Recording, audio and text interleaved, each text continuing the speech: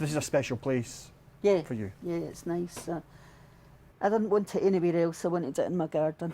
The paint has just finished drying on the memorial bench for Tracy's son, and the pain of losing him just months ago is still fresh too.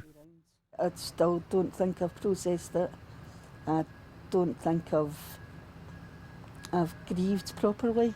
I don't know how to grieve. The 20-year-old died in March after taking street Valium. He is sadly one of the many victims of a public health crisis that's been going on and on. Scotland's drug-related deaths have risen for the 7th year in a row. In 2020 there were 1,339 of them, a rise of 5% on the previous year, which means 25 people lost their lives to drugs every week. Now Scotland's drug death rate is more than 3.5 times higher than the rest of the UK.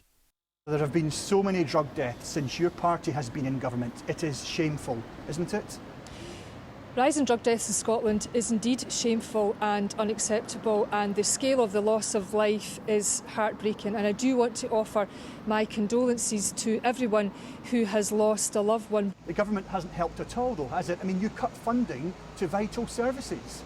Well, actually, since 2008, this government has invested over £1 billion in drug and alcohol services. It did make cuts in 2016, and while those have been more than compensated since, what I will say is that we now have a long-term commitment. £250 million over the next 5 years is that commitment from the government, but charities say getting people access to help quickly must be a priority.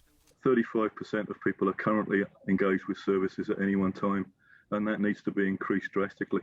And a key bit of that is to deliver same-day access to prescribing, and then to retain people more effectively over the long term. In Glasgow, at a memorial for the many lost, demands for a change in the law to ensure everyone who needs drug treatment can receive it. We're asking, we're begging. And they're desperately trying to find a solution. Alan Jenkins, 5 News.